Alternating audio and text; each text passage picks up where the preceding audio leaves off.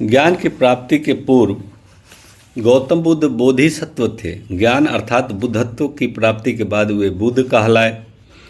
आज बुद्ध परिचय में हम लोग सुनेंगे सुजाता का खीरदान, अनोखी दीक्षा, पंचवर्गीय भिक्षु की दीक्षा, बहुजन हिताय बहुजन सुखाय आदि अंश को आज के बुद्ध परिचय में हम लोग सुनेंगे। चलिए शुरू करते हैं सुजाता के खीरदान से, जो इस प्रकार है। सिद्धार्थ अब उरुवेला के सेनानी ग्राम के पास एक न्याय ग्रोथ यानी बरगद के पेड़ के नीचे शांत एवं सौम्य मुद्रा में बैठ गए। इस गांव में सुजाता नाम की एक ग्वाला पुत्री रहती थी, जो सेनानी नाम के श्रेष्ठी की पुत्री थी। उसकी गौशाला में हजारों गायें थी। सुजाता ने न्यायोग्रोथ वृक्ष से मन्नत मान रखी थी कि यदि उसे पुत्र का लाभ हुआ तो प्रति वर्ष स्वादिष्ट पायस यानी खीर की भेंट चढ़ाऊंगी। क्योंकि उसकी मनोकामना पूर्ण हो चुकी थी, उसे पुत्र लाभ हो चुका था। अब उसने न्यायोग्रोथ वृक्ष की पूजा अर्चना करने की सोची, इसलिए अपनी दासी को न्यायोग्रोथ वृक्ष के नीचे पूजा योग्य साफ सफाई करने के लिए भेज दिया। सिद्धार्थ गौतम को बट वृक्ष के नीचे आसन लगाए बैठा देख दासी को आश्चर्य हुआ। उसने सोचा कि आज साक्षात वृक्ष देवता प्रकट हुए हैं। यह देखकर वह भागी भागी सुजाता के पास गई और उसने हाँफते हुए सुजाता को बताया, वहाँ तो साक्षात वृक्ष देवता आपकी भेंट स्वीकार करने के लिए पधार चुके हैं। तो सुजाता को बहुत प्रसन्नता हुई। उसने बहुत चाव और परिश्रम से खीर बनाई और नीले वस्त्रों में सज संवर कर वृक्ष देवता के पास गई। सुजाता ने अपने दोनों हाथों से बनाई खीर स्वर्ण पात्र में सिद्धार्थ गौतम को अर्पित की। सिद्धार्थ गौतम ने सुजाता की खीर स्वीकार की और सुप्रतिष्ठित नामक नदी के घाट पर स्नान करने के पश्चात खीर का भोजन 49 ग्रास में ग्रहण किया। इस भोजन से सिद्धार्थ गौतम की क्षीण काया में शक्ति का संचार हुआ। इस प्रकार सिद्धार्थ की 6 वर्षों से चली आ रही कठिन तपस्याचर्या का समापन हुआ।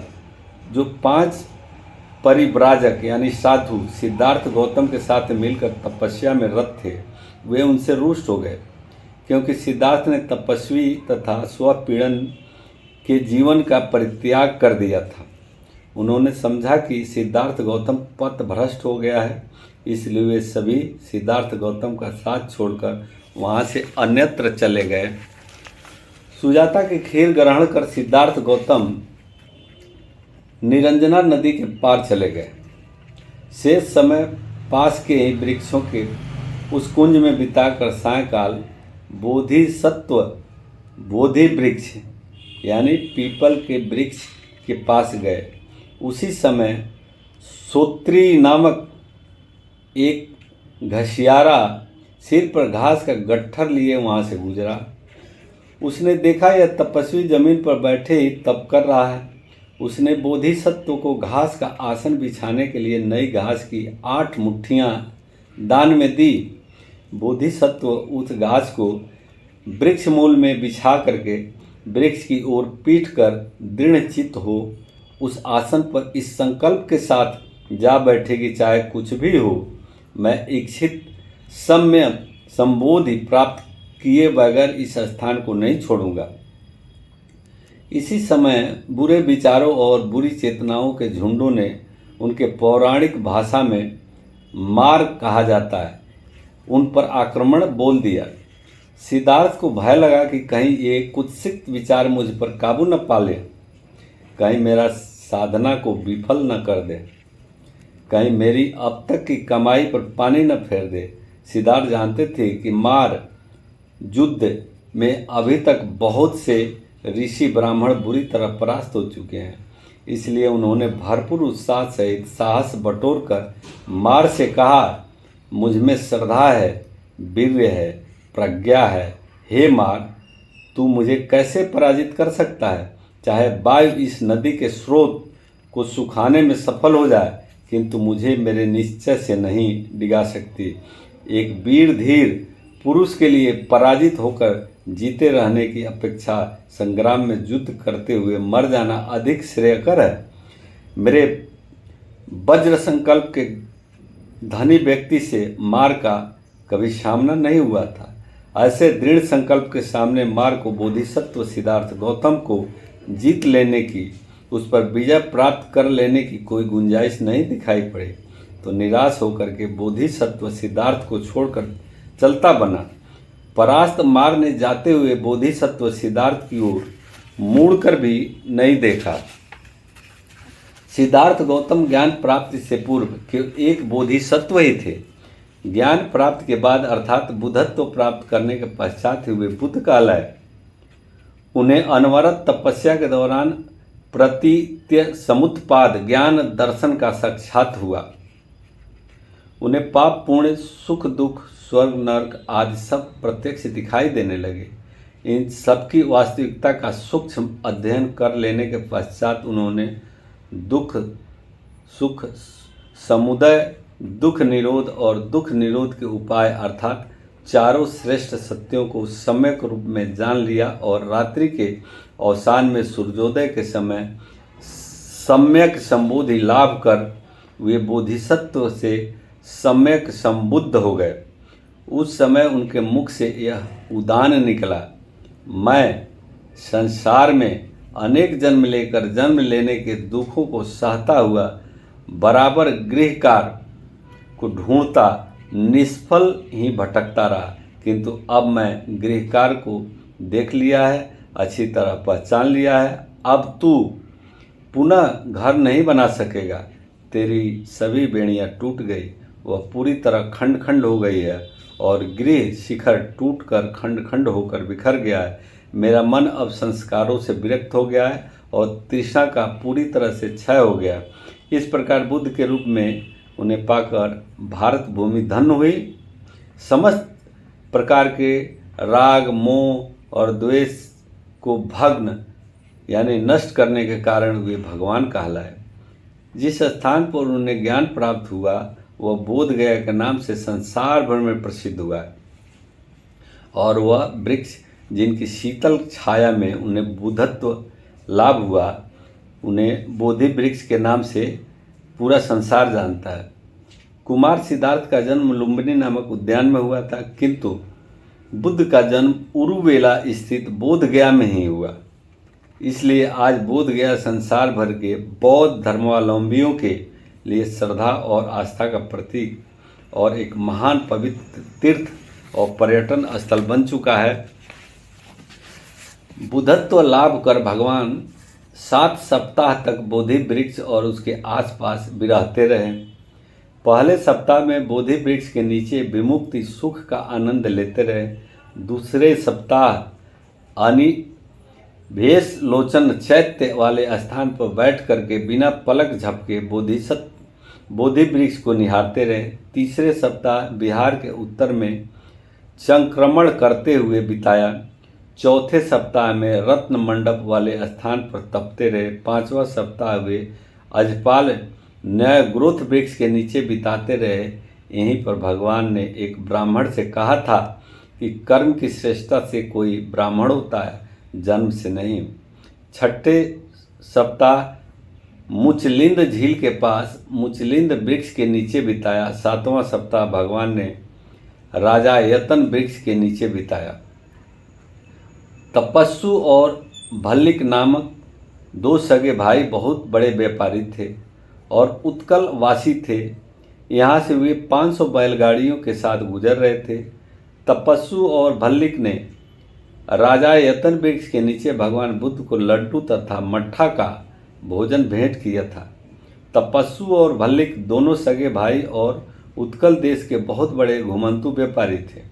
भगवान ने उन्हें अपना शिष्य बनाया था। वे भगवान के द्विवचनीय शिष्य हुए, जिन्हें केवल 2 शरण बुद्ध और धम्म की शरण ही ग्रहण कराई जा सकी, क्योंकि उस समय तक भगवान बुद्ध द्वारा भिक्षु संघ की स्थापना नहीं हो सकी थी। अतएव संघ की उन्हें शरण देने का प्रश्न ही नहीं उठता था।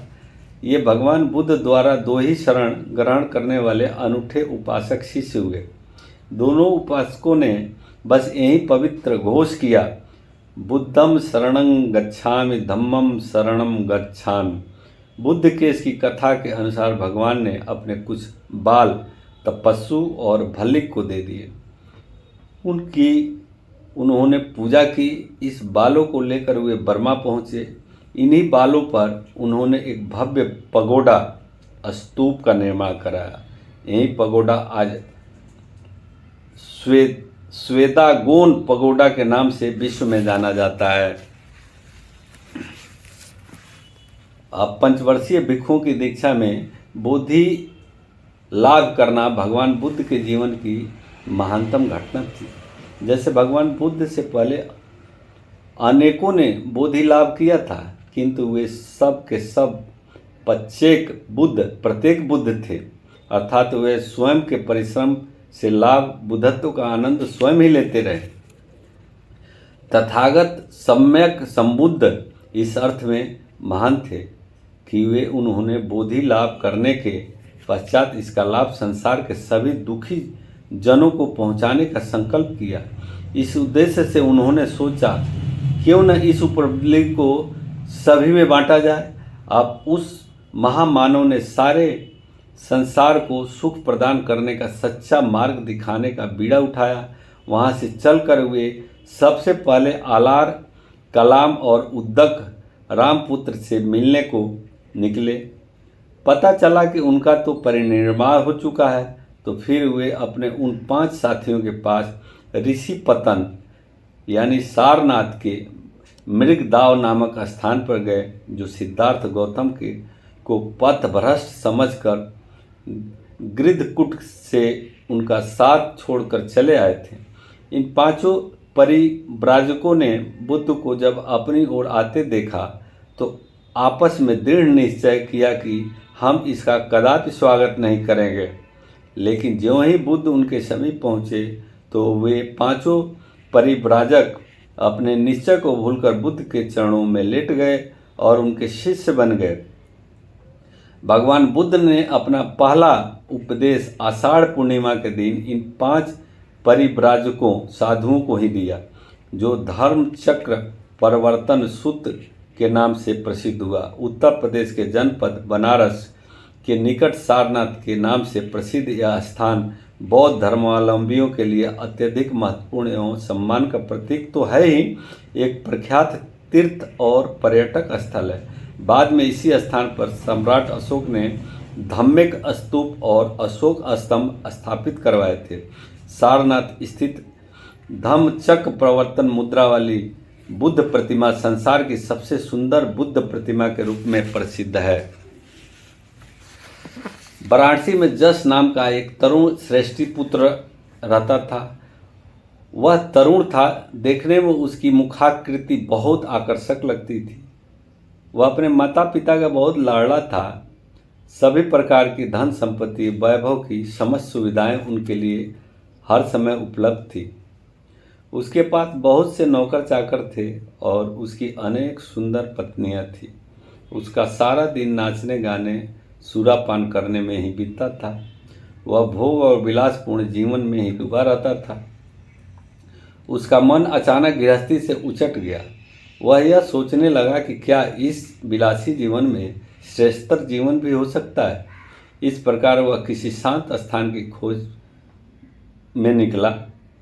ऋषिपत्नम यानी सारनाथ के मृगदाव पहुंच गया। वह संतप्त, पीड़ित आदि शब्दों का उच्चारण करता था। भगवान उस समय वहाँ संक्रमण करते हुए टहल रहे थे। बीती रात उन्होंने पंचवर्गीय भिक्षुओं को उपदेश देकर भिक्षु संघ की स्थापना की थी। अब भगवान ने उसे भी उपदेश देकर शांत और अनुरंजित किया और वह भगवान के चरणों में शरणापन्न हुआ। उसे ढूंढते हुए उसके माता पिता भी वहां पहुंचे। भगवान ने उन्हें भी उपदेश देकर अनुरक्त किया और वे भी शरणापन्न हो गए। यश के प्रव्रजित होने का समाचार सुनकर उनके विमल, सुबाहु, पुण्यजित और गौवानपति नाम के 4 मित्र भी भगवान के निकट आ गए और उपदेश सुन करके प्रव्रजित हो गए। इस सबके 50 तरुण मित्र थे। उन सबने को भी ऋषिपत्नम आकर भगवान का उपदेश सुना और वे भी अनुरक्त, हर्षित और उत्साहित होकर शरणापन्न हो गए। इस प्रकार आश्विन पूर्णिमा तक 3 मास की अवधि में 60 व्यक्ति ब्रह्मचर्य व्रत ग्रहण करके दीक्षित हो चुके थे और आश्राओं से रहित होकर लोकोत्तर धर्म के अनुसार जीवन यापन करने लगे। इसमें सबसे बड़ी खास बात यह रही कि यश कुलपुत्र भगवान का प्रथम गृहस्थ उपासक शिष्य बना। अब कहानी में आगे बहुजन हिताय बहुजन सुखाय। सारनाथ के मृगदाव में ही अपना प्रथम वर्षावास समाप्त होने पर भगवान ने अपने इस छोटे से भिक्षु संघ अर्थात 60 भिक्षुओं को संबोधित करके कहा, भिक्षुओं, मनुष्य को बांधने वाले रूप, शब्द, रस, गंध और स्पर्श रूपी जो बंधन है, तथागत इस सबसे मुक्त है। तुम भी इन बंधनों से मुक्त, आश्रावित रहित होकर पवित्र जीवन लाभ करो और मैं तुम्हें जो उपदेश दिया है उसका बहुजन कल्याण के लिए सब दिशाओं में जाकर प्रचार करो। यथा चरस्त भिक्षवे चारिक बहुजन हिताय बहुजन सुखाय लोकानुकंपाय अत्थाय हिताय सुखाय देवनम नुत्सानम देवेथ भिक्षवे धम्म आदि कल्याणम मंझे कल्याणम परियोसान कल्याणम साप्थम स्वव्यंजनम केवल परिपूर्णम परिशुद्धम ब्रह्मचर्यम पकाशेत। अर्थात भिक्षुओं बहुजनों के हित के लिए, बहुजनों के सुख के लिए, लोक पर दया करने के लिए, देवताओं और मनुष्यों के प्रयोजन कल्याणकारी, आरंभ से कल्याणकारी, मध्य में कल्याणकारी और अंत में भी कल्याणकारी मेरे इस धर्म का उनके अर्थों और भावों सहित उपदेश करके सर्वांश में परिपूर्ण एवं परिशुद्ध ब्रह्मचर्य का प्रकाश करो। मानव कल्याण एवं सुख संपन्न समाज की स्थापना के लिए भगवान अपने जीवन की अंतिम सांस तक कल्याणकारी एवं सुखकारी धर्म की देशना करते रहे। भगवान ऐतिहासिक रूप से तार्किक एवं वैज्ञानिक चिंतन वाले व्यक्ति थे। वे सदैव प्रत्येक समस्या का व्यवहारिक पक्ष अपने सामने रखकर विश्लेषण करते थे। अपने जीवन के लंबे संघर्ष व अनुभव के बल पर वे जान चुके थे कि संसार में वह संभव ही नहीं है कि सर्वजन का कल्याण किया जा सके। बहुत से लोगों तक तो हम पहुंच ही नहीं पाएंगे और बहुत से ऐसे भी मिल जाएंगे जो किसी न किसी पूर्वाग्रह अथवा दुराग्रह के कारण आपसे लाभ लेना ही पसंद नहीं करेंगे। इसलिए भगवान ने सर्वजन हिताय के स्थान पर बहुजन हिताय का संदेश दिया। जो लोग सर्वजन हिताय की बात करते हैं वे मिथ्या भाषण करते हैं। ये कहानी आज यहीं समाप्त करते हैं। आगे की कहानी अगले पार्ट में। अगर ये कहानी आपको अच्छा लगे तो लाइक कीजिए, सब्सक्राइब कीजिए, शेयर कीजिए।